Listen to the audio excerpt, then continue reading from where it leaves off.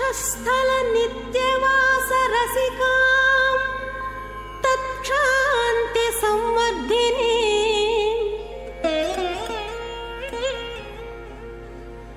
పద్మాలంకృత పాణి పల్లవయుగాం పద్మాసనస్థాం శ్రియం వాత్సల్యాది గుణోజ్వలాం భగవతి వందే జగన్మాతరం.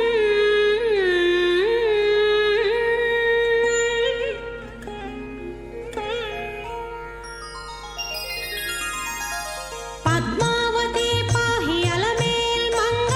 పద్మనాభ ప్రియ అలమేల్ మంగ పద్మోద్భవ పాహి అలమేల్ మంగ పద్మాలయ పాహి అలమేల్ మంగ అలమేల్ మంగ అలమేల్ మంగ పాహి హరి ప్రియే అలమేల్ మంగ అలమేల్ మంగ అలమేల్ మంగ పాహి మాం పాహి అలమేల్ మంగ.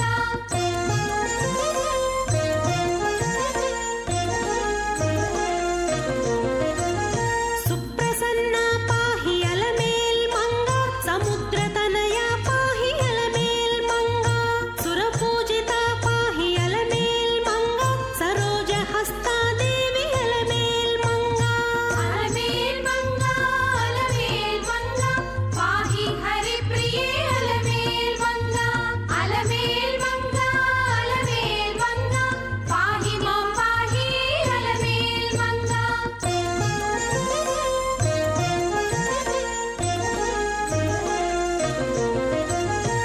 సౌభాగ్యదాయిని అలమేల్ మంగ సరసిజ నయన అలమేల్ మంగ సర్వజ్ఞ శక్తివే అలమేల్ మంగ సర్వం సహా పాహి అలమేల్ మంగ అలమేల్ మంగ అలమేల్ మంగ పాహి హరి ప్రియే అలమేల్ మంగ అలమేల్ మంగ అలమేల్ మంగ పాహి మాం పాహి అలమేల్ మంగ.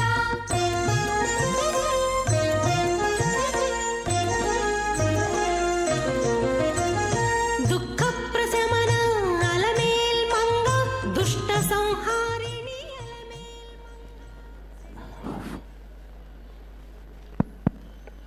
శ్రీ గురుభ్యో నమః. పద్మప్రియే పద్మిని పద్మహస్తే పద్మాలయే పద్మదళాయతాక్షి విశ్వప్రియే విశ్వమనోనుకూలే తత్వాదపద్మం మహి సన్నిధత్వా మహాదేవ్యే చ విద్మహి విష్ణుభక్త్యై చ ధీమహి తన్నో లక్ష్మీ ప్రచోదయాతు. శ్రీ పద్మావతి అమ్మవారి యొక్క ఆశీస్సులు కళ్యాణోత్సవానికి వచ్చినటువంటి భక్తులందరికీ కూడా మరియు శ్రీ వెంకటేశ్వర భక్తి ఛానల్ ద్వారా వీక్షిస్తున్నటువంటి భక్త జన సముద్రమునకు శ్రీ పద్మావతి అమ్మవారి యొక్క ఆశీస్సులు. కళ్యాణోత్సవాన్ని జరుగుతున్నంతసేపు ఒకరితో ఒకరు మాట్లాడుకోకుండా భక్తి శ్రద్ధలతో అమ్మవారిని స్వామివారిని చూస్తూ మనసా వాచా కర్మణ ప్రార్థించండి.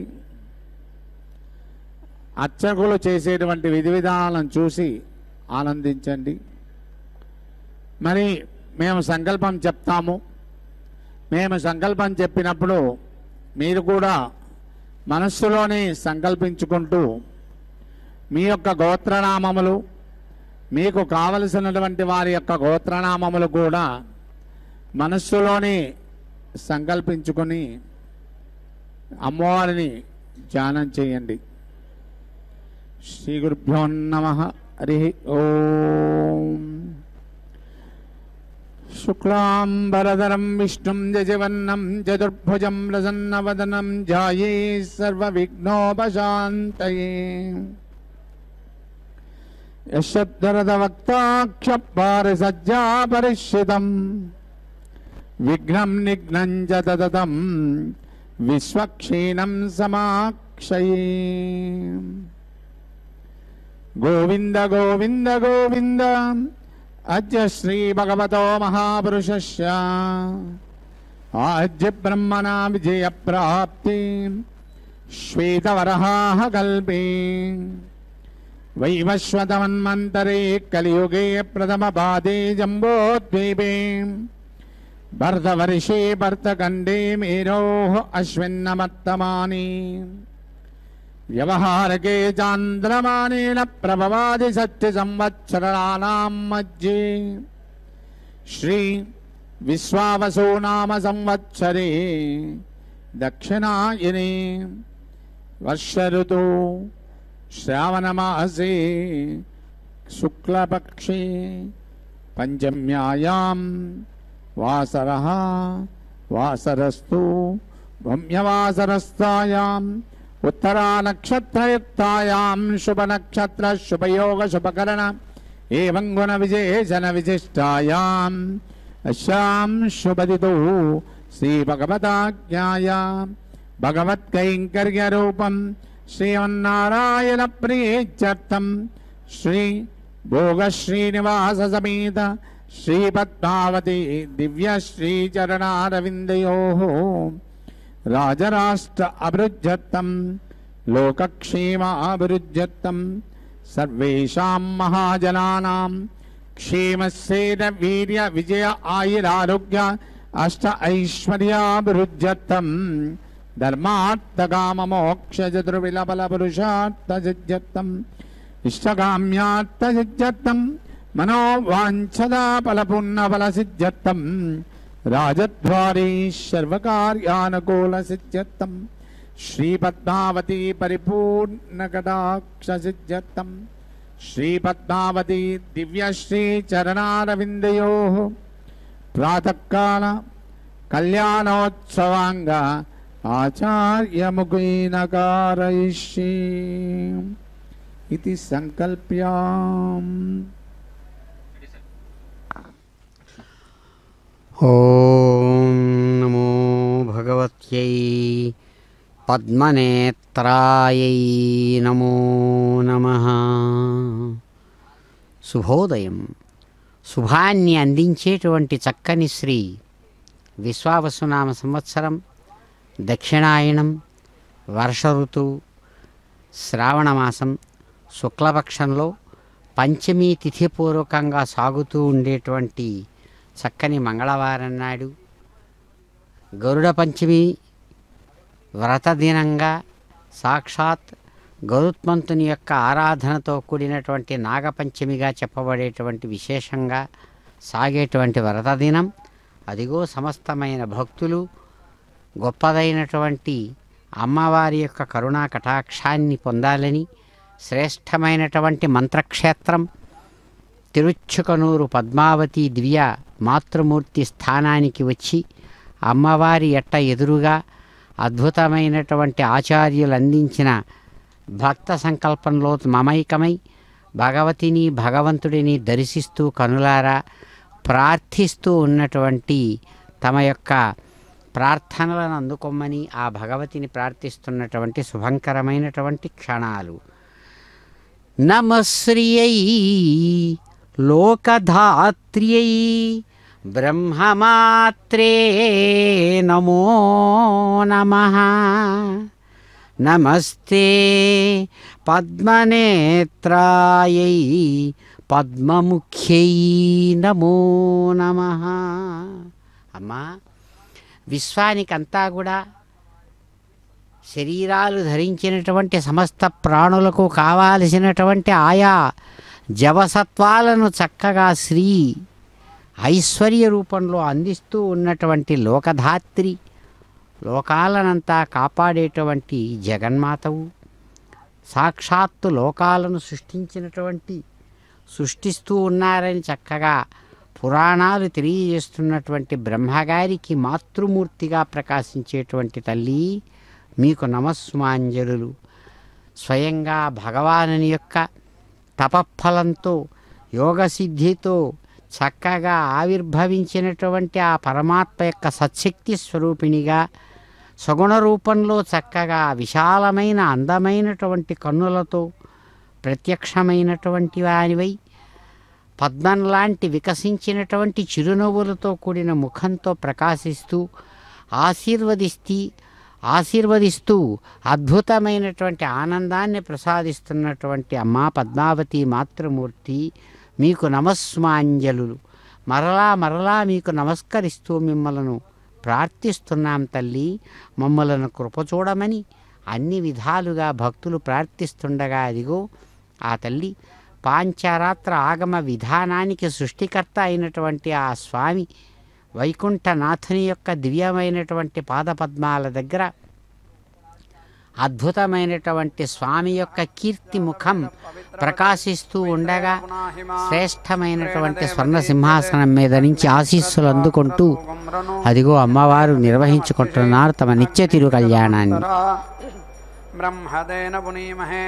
ఉభాభ్యాం దేవసవితః పవిత్రేణ సవేన చ ఇదం బ్రహ్మ పునీమహే వైశ్వదేవీ పునతి దేవ్యాగాత్ యస్యై బహ్వీస్తనువో వీతపృష్ఠాః తయా మదంతస్వధమాత్యేషు వయగ్స్యామపతయోరీణాం వైశ్వానరో రశ్మిభిర్మా పునాతో వాతప్రాణేనే శిరోమయో భోః या वा पृथिवीपै सापयोभिः कृतावरी यज्ञे मा पुनीतां बृहद्भिः सवितस्त्रिभिः परिशिष्टैर्देवमन्मभिः अग्ने दक्षैः पुनाहिमा तेन देवा अपुनता येनापो दिव्यङ्कसः तेन दिव्येन ब्रह्मणा इदं ब्रह्म पुनीमहे यः पावमानीरध्येति ऋषिभिः सम्भर्तकं रसं सर्वकं सपोतमश्नाति सुदितं मातरिश्वना पावमानीर्य अध्येति ऋषिभिः सम्भर्तकं रसं तस्मै सरस्वती दुहे क्षीरकं सर्पिर्मधूदकं पावमानी स्वस्त्ययनीः सुदुघाहि वयस्वतीः ऋषिभिः सम्भर्तो रसः ब्राह्मणे समृतकं हितं पावमानीर्दिशन्तु नः इमं लोकमथो अमुं कामान् समर्थयन्तु नः देवीर्देवैः समाभृताः पावमानी स्वस्त्ययनीः सुदुघाहि घृतश्च्युतः ऋषिभिः सम्भृतो रसः ब्राह्मणे सुमृतकं हितं येन देवाः पवित्रेण आत्मानं पुनुते सदा तेन सहस्रधारेण पावमान्यः पुनन्तु मा प्राजापत्यं पवित्रं सतोद्यामकं हिरण्मयं तेन ब्रह्मविदो वयं पूतं ब्रह्म पुनीमहे इन्द्रस्तु नीति सह मा पुनातु सोमस्वस्या वरुणः समीच्या यमो राजा प्रमृणाभिः पुनातु मा जातवेदा मोर्जयन्त्या पुनातु भूर्भुवस्सुवः तच्छंयोरावृणीमहे गातुं यज्ञाय गातुं यज्ञपतये दैवी स्वस्तिरस्तु नः स्वस्तिर्मानुषेभ्यः ऊर्ध्वञ्जिगातु भेषजं शन्नो अस्तु द्विपदे सञ्चतुष्पदे ओम शांति शांति शांति।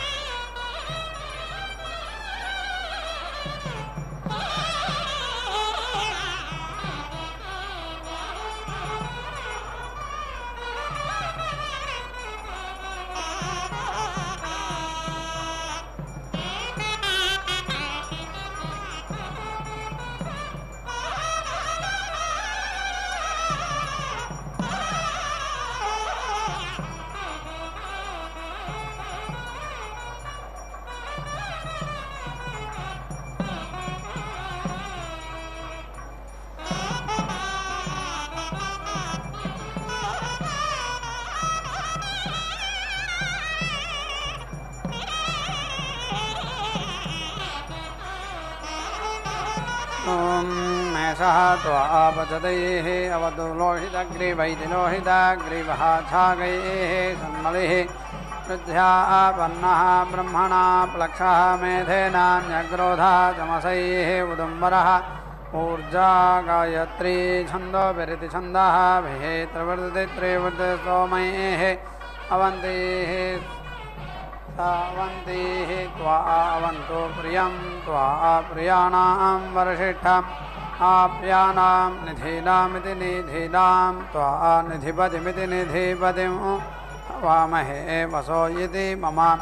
कूप्याभ्यः स्वाहा कूल्याभ्यः स्वाहा विकर्याभ्य इति विकर्याभ्यः स्वाहा अवट्याभ्यः स्वाहा घन्याभ्यः स्वाहा करद्याभ्यः स्वाहा सूर्याभ्यः स्वाहा सरस्याभ्यः स्वाहा वैसन्धिभ्यः स्वाहा पल्वल्याभ्यः स्वाहा वर्ष्याभ्यः स्वाहा अवर्ष्याभ्यः स्वाहा क्रादुनीभ्यः इति क्रादुनीभ्यः स्वाहा वृष्वाभ्यः स्वाहा स्यन्दमानाभ्यः स्वाहा सावराभ्यः स्वाहा नादेयेभ्यः स्वाहा सैन्धवेभ्यः स्वाहा समुद्र्याभ्यः स्वाहा सर्वाभ्यः स्वाहा अभ्यैजतेभ्यः स्वाहा वहन्तेभ्यः स्वाहा परिवहन्तेभ्यः इति परिवहन्तेभ्यः स्वाहा समन्तमिति सम् अन्तं वहन्तेभ्यः स्वाहा शीघ्रं वहन्तेभ्यः स्वाहा शीभं वहन्तेभ्यः स्वाहा उग्रं वहन्तेभ्यः स्वाहा भीमं वहन्तेभ्यः स्वाहा अम्भोऽभ्यैतम्भाभ्यः स्वाहा नभोऽभ्यैतनभाभ्यः स्वाहा महोऽभ्यैति महाभ्यः स्वाहा सर्वस्मै स्वाहा यः अर्वन्तं जिघागं सतीतम् अभीति अमीति वरुणः परः मर्तः परः स्वा अहं च त्वं च वृत्रहन्निति वृत्रहन्ने समिति बभूव सनेभ्य इति सनेभ्यः अरादिवाचिते अद्रिवैत्यद्रिवः अन्विते नवोऽसूरा मगं सते भद्राः इन्द्रस्य रातयः अभीति कृत्वा इन्द्रभूः अधज्मन्नाते विव्यग महिमानं रजागं सेनाहि वृत्रं सबसा जगंस न शत्रुः अन्तं विविधते युधाते नमः राज्ञे नमः वरुणाय नमः अश्वाय नमः प्रजापतये इति प्रजापतये नमः अधिपतये इत्यधिपतये अधिपतिरित्यधिपतिः असि अधिपतिमित्यधिपतिं मा कुरु अधिपतिरित्यधिपतिः अहं प्रजानामिति प्रजानां भूयासं मां धेहि मयि धेहि उपाकृतायेत्युपाकृताय स्वाहा आलब्धायेत्यालब्धाय स्वाहा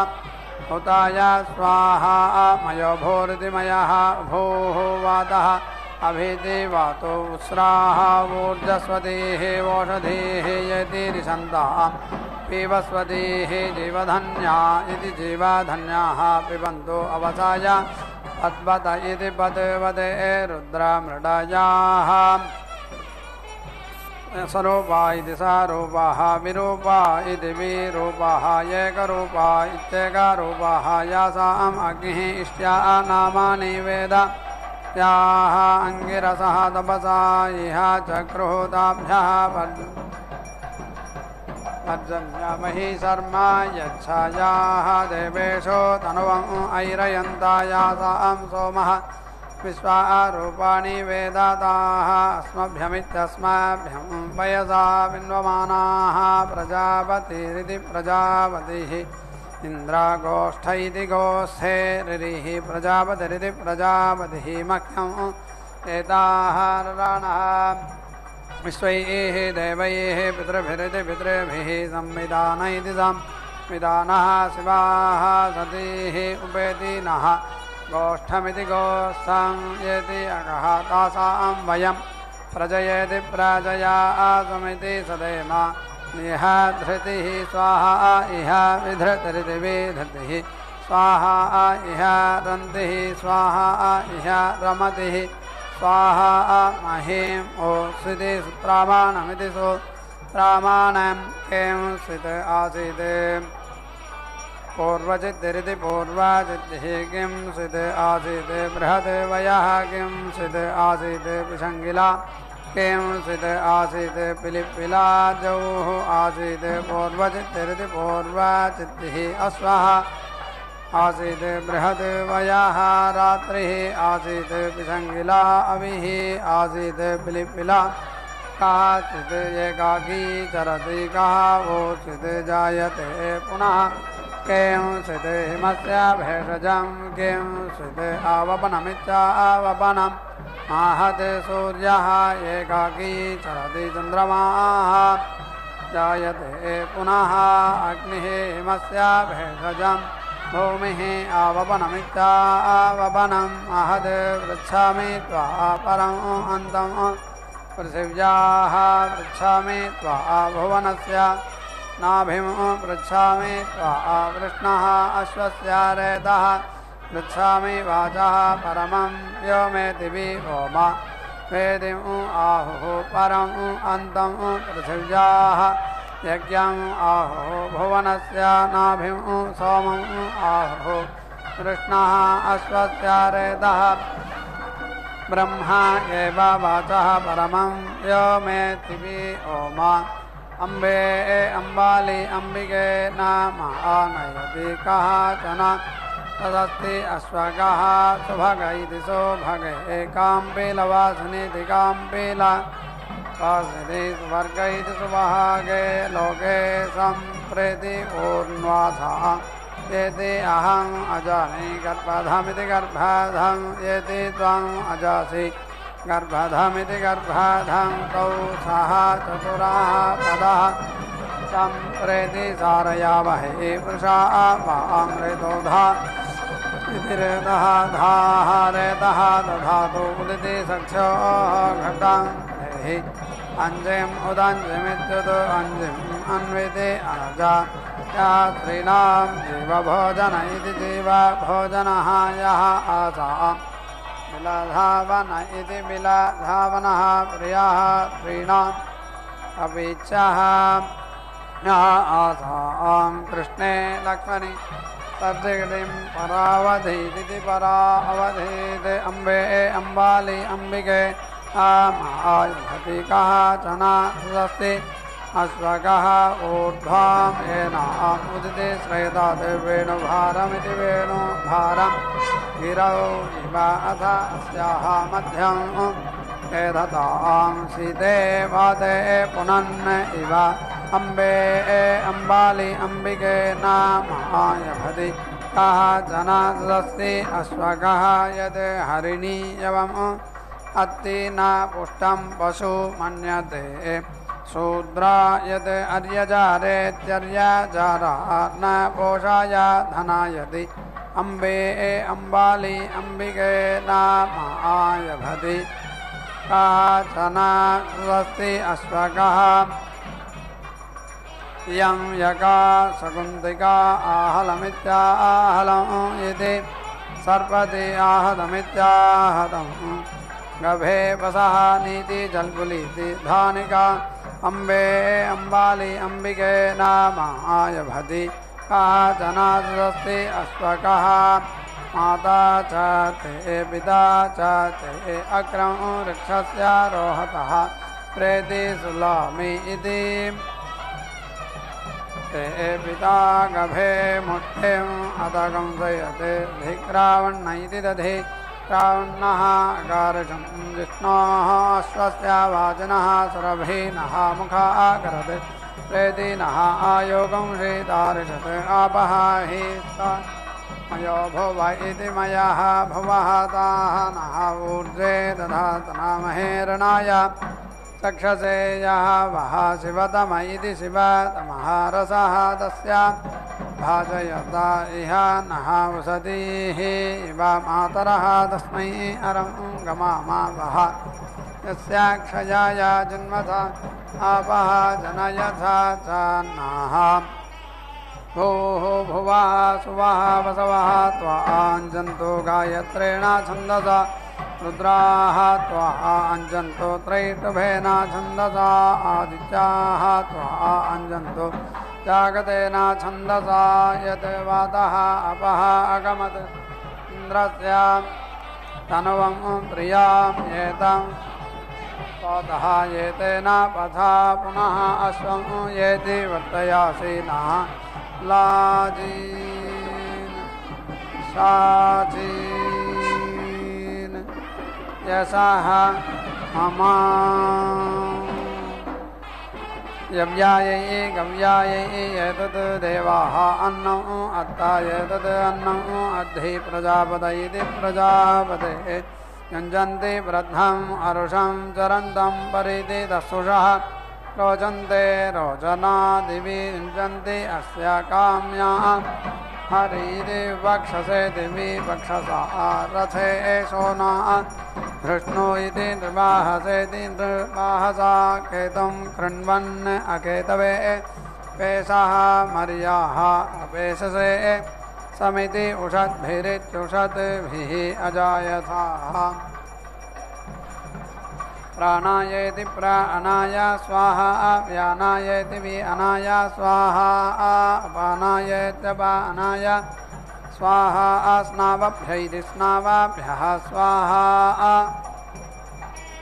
सन्तानेभ्यैति सन्तानेभ्यः स्वाहा परिसन्तानेभ्यैति परिसन्तानेभ्यः स्वाहा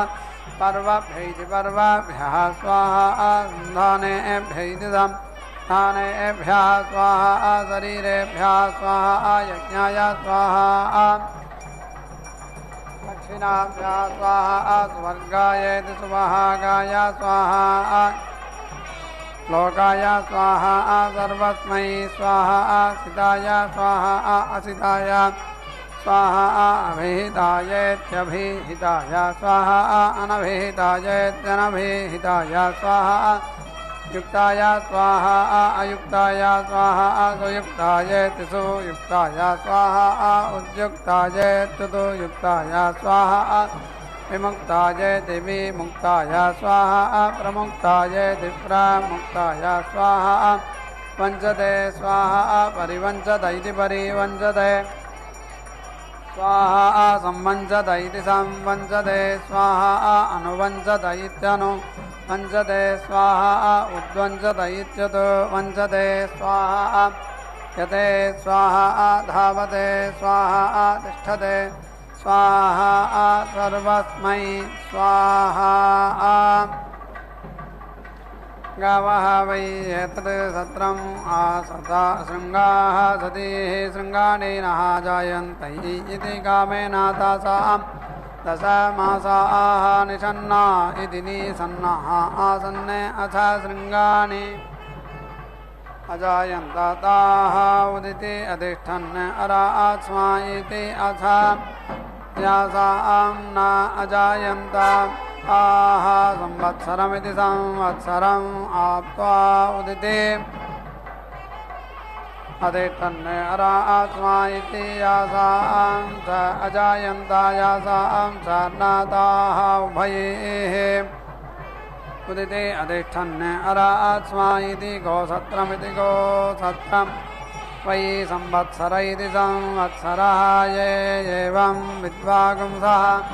संवत्सरमिति संवत्सरं वयन्तीत्युपायन्ति रघ्नवन्ति एव तस्मात् उपरावार्षिकौ मासो भक्त्वा चरति सत्राभिजितमिति सत्र अभिजितं हि अस्ति तस्मात् संवत्सर सद इति संवत्सर सदः यत् किं च गृहे क्रियते तद् आप्तम् अवरुद्धमित्यवरुद्धम् अभिजितमित्यभिजितं क्रियते समुद्रं वै एते प्रेति प्लवन्ते ये संवत्सरमिति संवत्सरम् उपयन्तीत्युपायन्ति यः वै समुद्रस्य पारं न पश्यति नः न वै सा ततः उदिति इति संवत्सर इति संवत्सरः वै समुद्रः तस्य एतत् पारं यत् अधिरात्रा विद्यति रात्रौ ये एवं विद्वागुंसः संवत्सरमिति संवत्सरम् उपयन्तीत्युपायन्ति अनाप्ताः एव उदृजमित्यतोरुजं गच्छन्ति यं वै पूर्वः तिरात्र इत्यतिरात्रः असौ उत्तर इत्यतुतरः मनः पूर्वः वाक् उत्तर इत्यतुतरः प्राण इति प्राणः पूर्वः अपानमित्यपान उत्तर इत्युत्तरः ज्योतिष्ठो मैरिज्योतिः सोमः वैश्वानरः अतिरात्र इत्यतिरात्रा भवति ज्योतिः एव पुरस्तात् दधते सुवर्गस्येति सुवहागस्य लोकस्य अनुख्यात्या इत्यनोख्यात्यै चतुर्विगुंस इति चतुर्विगुंसा प्रायणीय इति प्रायणीयः भवति चतुर्विगुंसतिरिति चतुर्विगुंसतिः अर्धमासा इत्यर्धमासाः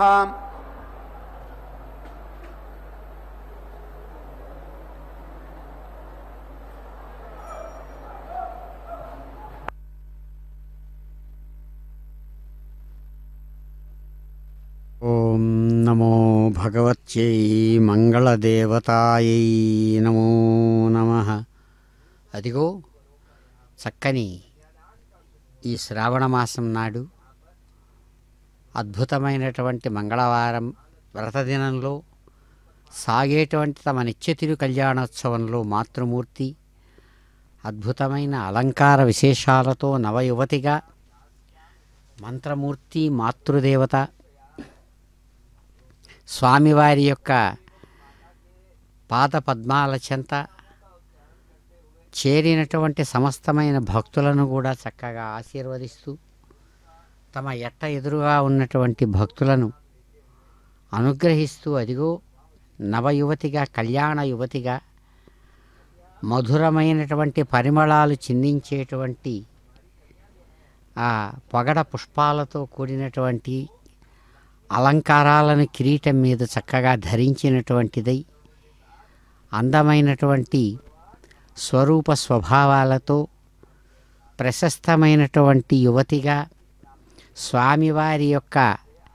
వక్షస్థలంలో స్థానాన్ని ఏర్పరచుకున్నటువంటి దివ్యమూర్తి ఆచార్యులు కైంకర్యపరులు అందిస్తూ ఉన్నటువంటి చక్కని సేవా విశేషాలను వధూవర పూజ రూపంలో అయ్యవారు అమ్మవారు ఇద్దరూ కూడా స్వీకరించారు, ఆశీర్వదిస్తూ అనుగ్రహిస్తున్నారు. అలాగే అద్భుతమైనటువంటి శాస్త్ర మర్యాదను అనుసరించి స్వామివారు యజమాని స్థానం నుంచి అదిగో చక్కగా అందమైనటువంటి పరిమళ భరిత పుష్ప కిరీటాన్ని ధరించిన వారై శ్రేష్టమైన యజ్ఞోపవీత విశేషంతో స్వర్ణ యజ్ఞోపవీతంతో ప్రకాశిస్తూ అద్భుతమైన కళ్యాణ పరిమళాలతో కూడినటువంటి అలంకారాలను కలిగిన వారై యజ్ఞనారాయణుడుగా అదిగో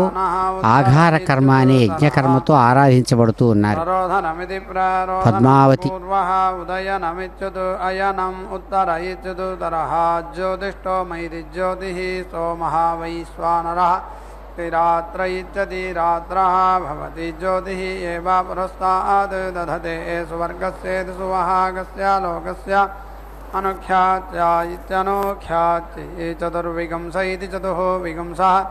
ప్రాయణీయ ఇతి ప్రాయణీయः భవతి చతుర్విగంసతిరితి చతుర్విగంసతిः అర్ధమాసా ఇత్యర్ధమాసాः సంవత్సర ఇతి సంవత్సరः ప్రయంత ఇతి ప్రాయంతः ఏవ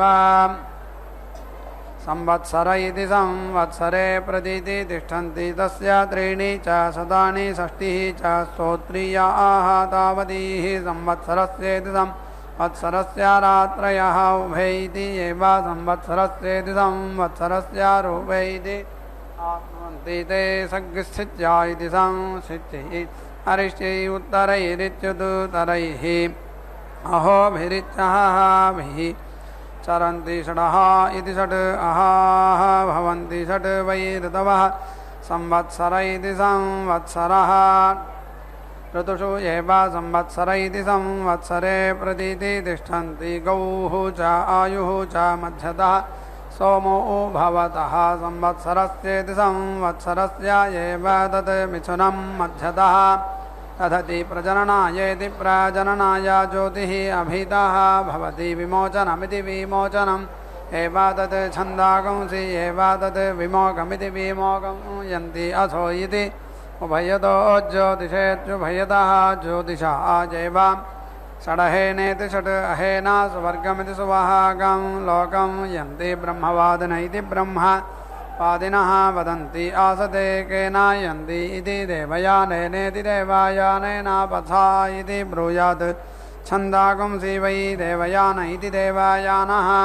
पंसाः गायत्री द्रष्टुप् जगति ज्योतिः वै गायत्री गौः दृष्टुक् आयुः जगति यत् एते सोमाः भवन्ति देवयानेनेति देवयानेन एव।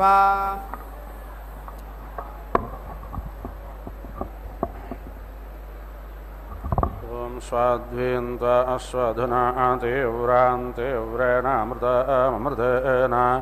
मधुमतीं मधुमता सजामि सघ् सोमेन सोमो अश्वभ्यां पच्चसरस्वत्यै पच्चस्वेन्द्राय शुद्राम्ने पच्चस्व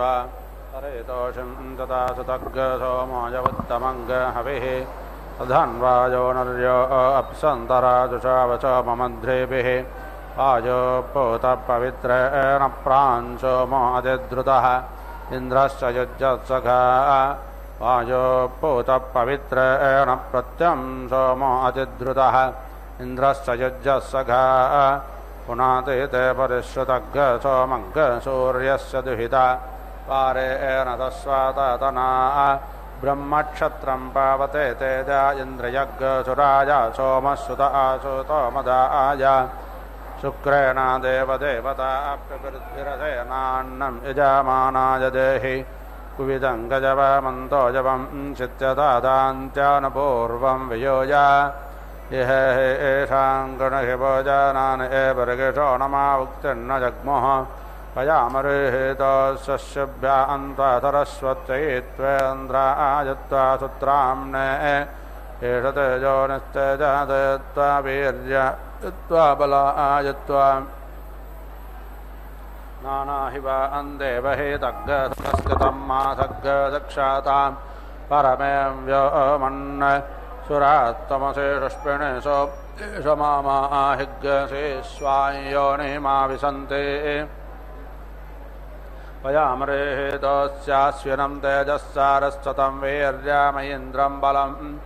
एष तेजो निर्मोदायत्वा मन्द महासेत्वा तेजोऽसि तेजोमये देहि वीर्यमसि वीर्यं मये देहि बलमसि बलं मये देह्योजोऽस्योजो मये देहि मन्युरासि मन्युं मये देहि सहोऽचितः मये देहि यां व्याघ्रं विशोचिको भौरकं च रक्षति सेनं पादत्रिणङ्गसिग्गहग्गसेमं पात्वग्गहातः यदा पिपेश मातरं पुत्रप्रमोदितो धयन् एतत्तदग्रे अरुणो भावाम्यहातौ पितरौ मया सम्प्रजस्तसम्मा भद्रेण वृन्त विप्रदस्तविमा पापेन वृन्त देवायज्ञमातन्वत भेषजं विषजाश्विना वाच सरस्वते विषगेन्द्रायेन्द्रियाणि ददातः दीक्षाय एरोपग्गधत्वानि प्रायने यश्चतोग्मानि त्रयस्यारूपग् सोमस्य लाजा सोमाग्सवो मधु आदित्यरूपं मासरं महावीरस्यानग्नः रूपमोपसदामेतत्तिस्रो रात्रेश्वरासुत सोमस्य रूपं क्रेतस्य परिश्रुत्परेदुच्यते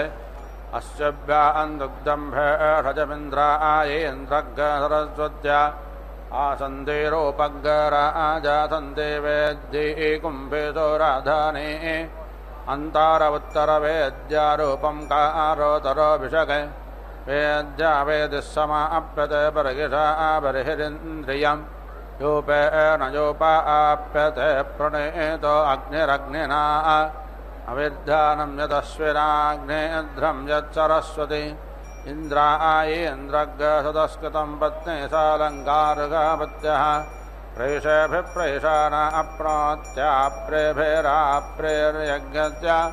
प्रजाजेभिरुणजान्वा षट्कारेभिराहुतिः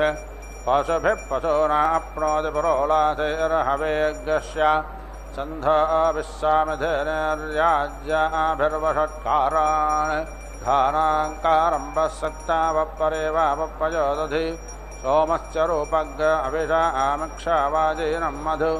ध्यानानाङ्गरूपं कुबालं परेव पश्या गोधूमाः शक्तोनाङ्गरूपं वधारमपवाकाङ्करं पश्य पयासोरूपं यद्यवा दद्रोरूपं कर्कन्धोनि सोमस्य रूपं वाजेनङ्गसौम्यस्य रूपमामक्षा आश्रावयेति स्तोत्र्या प्रत्याश्रावो अनुरूपः यजेति धाय्यारूपं प्राघातयेजमहाः अर्धरचैरुत्तानाङ्गरूपं पदैराप्नोति निविदाः प्रणवे शस्त्राणाङ्गरूपं पयासा सोमाप्यते अस्यभ्यां प्रातः परमिन्द्रेण इन्द्रं माद्यं दिनं वैश्वदेवगदरस्वत्यादतेजामां तग्गसवानं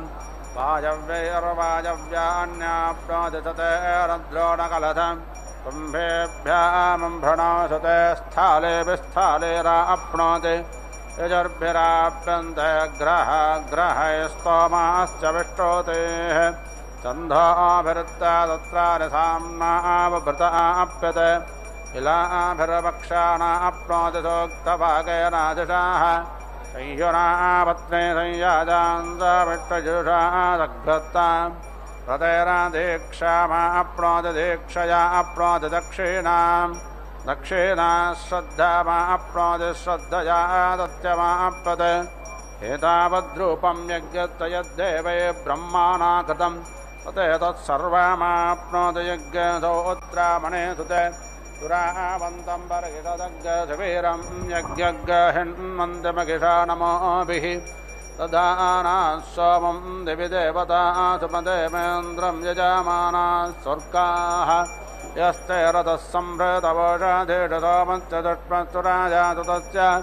ते राजन्वयजमानं मदेनतरस्य देवस्य राजेन्द्रामग्निं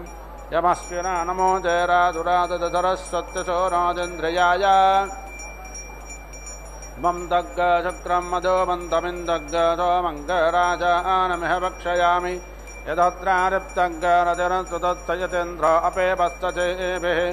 अहं तदच्चमनाचातिपेरतो मङ्गराजानमिह भक्षयामि पितृभ्यस्तदायभ्यस्तदा नमः पितामहेभ्यस्तदायभ्यस्तदा नमः प्रपीतामहेभ्यस्तदायभ्यस्तदा नमः अक्षन् पितरो मे मदन्तपितरो ते तृपन्तपितराः पितारः सन्दद्धं पुनन्तो मा पितरश्चोम्यादः पुनन्तो मा पितामहः पुनन्तो प्रपीतामहाः पवित्रेण तथा योजा पुनन्तो मा पितामहः पुनन्तो प्रपीतामहाः पवित्रेण तथा योषा विश्वमाजुर्वेत्नवै आज्ञायोग्योरपवतः तवोर्जमिषं जनः आरेभादुच्चुनां पुनन्तो मा देवजनाः पुनन्तो मनादधियाः पुनन्तो विश्वाभूतानि जाता वेद पुनेहिमा पवित्रेण पुनेहिमा शुक्रेण देवदीद्यात् आग्नेयङ्कत्वा गतो गरणो यत्ते पवित्रामर्जुजज्ञविततमन्तर ब्रह्मतेन पुनातुम पवमानच्चो अद्य न पवित्रेण विचर्षणिः यप्पोदाथ पुनातुम भाव्यान् देवतपितः पवित्रेण तपेन च मां पूर्णेय विश्वताः वैश्वदेवे पूर्णते देव्यागाद्यमिमा भगवत्तन्वो वीतवृष्टाः तजामदन्तधमादेषु भजज्ञस्य आपदायोरयीनां एतामानाः समानतः पितरो यमराज्ये तेषाल्लोकः सुधानमो यज्ञो देवेषु कल्पताम् एतामानाः समानतो जीवा जीवेषु मामकाः तेषाग्रश्रेर्मये कल्पतामस्मिन् लोके सतग्रथमाः द्वे धृते आदृढवं पितॄणामहं देवानामुतमत्यानां ताभ्यामितं विश्वमेतत्समेतयतन्तरा पितरं मातरञ्च इदग्ग अभिप्रजनानं मे अद्ददा वीरग्गदर्वागणङ्गस्वत्तये आत्मधने प्रजाधने पशुधने लोकसन्न्यापजधने अग्निप्रजां बाहुलां मे करोत्तन्नं पयोरेतोत्मादो दत्ता उदीरतामवारवुत्पराधवन्मध्यमा पितरः सौम्यासाः असौम्येयुरावकारतज्ञाश्चेनो वन्तपितरो हवेषु त्वग्गतोमप्रतीकितो वनेशा त्वग्गरजिष्टमनो नेषपन्थां तव प्रणीते पितरो नयन्तो देवेषु तत्रामुपजन्त धीराः त्वयाहिनः पितरस्सोमपूर्वे कर्माणि चक्रुपावमानधीराः वन्वन्नपातपरिधेऽग्रपूर्णवीरभिरत्वैर्मघवा भवानः त्वग्गतो पितृभिस्संविधानो नद्याभा पृथिवी आतादन्त तस्मै दयन्तो अभिषा विजयमयज्ञस्यामुपतायो रयीणां वरेण तपितरभूत्यर्वागिमावो हव्याचागमाजषद्वं तागतावता सन्तापेणाथानत्संयोरारपोददथ उपाहूता पितरः सौम्याथो बर्हिष्येण्यतिषप्रयेषो तागमन्तते गस्त्रवन्तते भ्रुवन्तते एवं तस्मान् अहं पितॄन् सोऽभितत्रा अभिज्जनपातं च विक्रमानं च विष्णोः स्वर्गतो ये स्तुतया ततश्च भजन्तवित्तैगागमिष्टाः अग्निश्वात्ता पितरयेह गच्छत सदः सदः सततसुप्रणेतयः अत्ता अवेऽग्रशिप्रयातान बलगिष्यतारयज्ञ सर्ववीरं ददातन आयन्तन पितरः सौम्यासो अग्निश्वात्ता पतिभिद्देवजानैः अस्मिन्यज्ञे ततया मदन्तो दिभ्रुवन्तते एवं तस्मान् ये अग्निश्वात्ता ये अनग्निश्वात्ता मध्ये दिवस्तुतया मादयन्ते तेभ्यस्वरारतो नेतिमेतां यातावसं तन्वं कल्पयाति अग्निश्वात्तान् तपतो अवामयेनाराधज्ञसे सोमपीतं यादः तेन विप्रादस्वगभा भवन्तमयज्ञस्यामपतायो रयीणाम् आच्छाजानो दक्षिणतो ऋषद्देवं यज्ञमभिक्रीणेत विश्वे माज्ञाजक्षपतरक्केराजन्नायद्वागपुरुषताकराम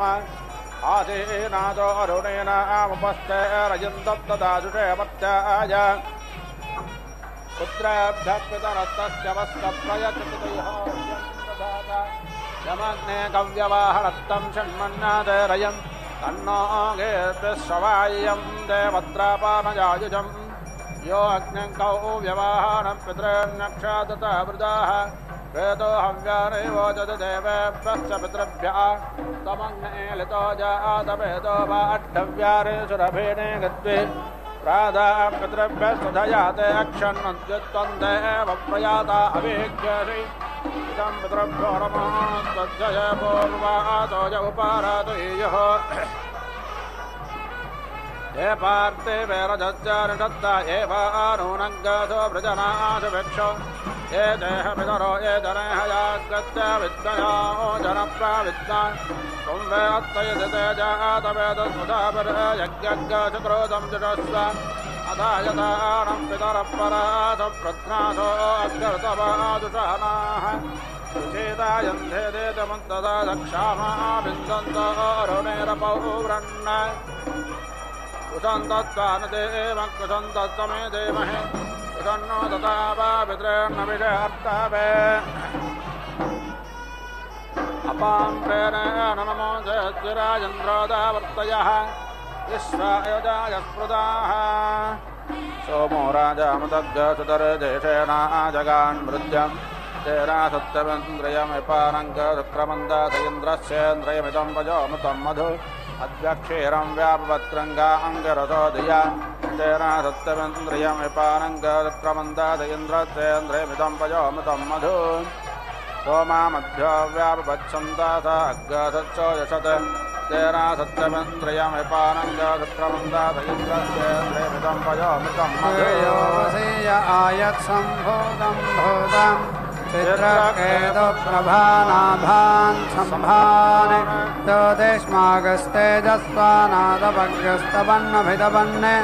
रोचनरोचमानशोभनशोभमानः कल्याणाः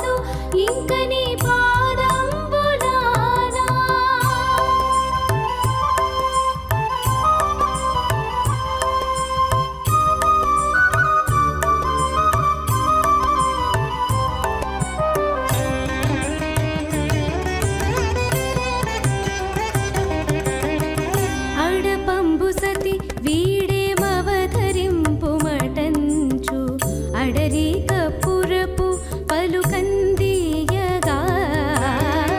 అడపంబు సతి వీడేమవతరింపు మటంచు అడరి కప్పురపు పలుకందియగా కడకంట చూడదిదే కాతాళము మరపో కడకంట చూడదిదే కాతాళము మరపో పడతి ఎప్పుడు నీ పాదంబులానా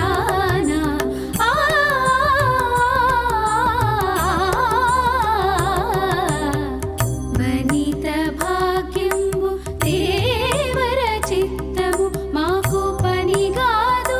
ఇంక నీ పాదంబులానా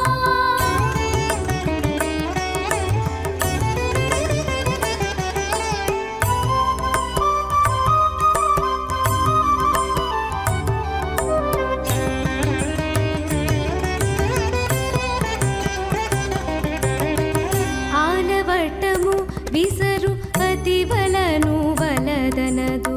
పాలిండ్లపై కొంగు పచరించదు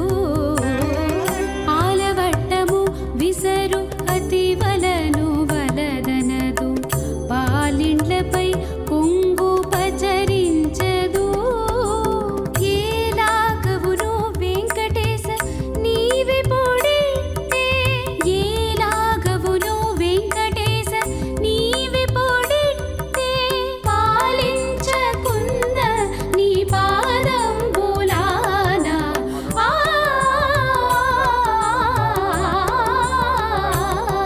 వనిత భాగ్యం దేవర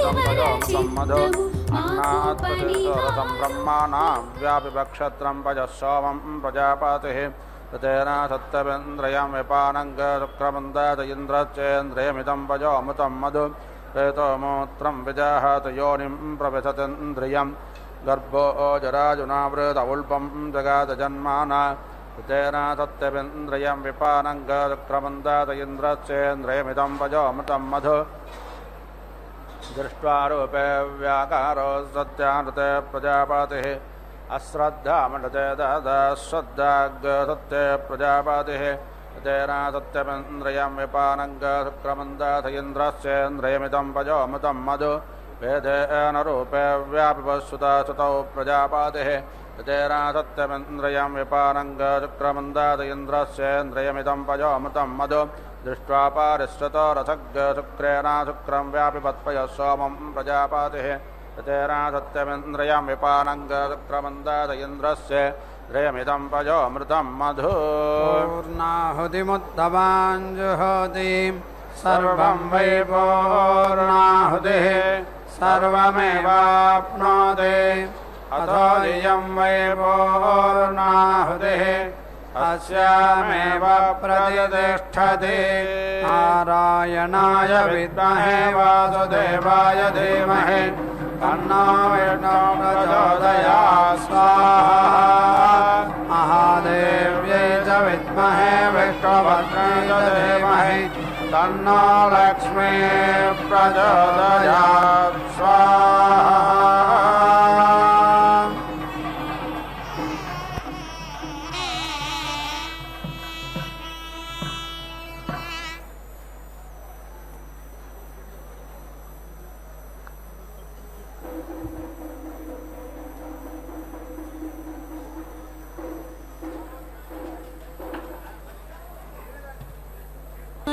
ఈ అలమేల్ మంగ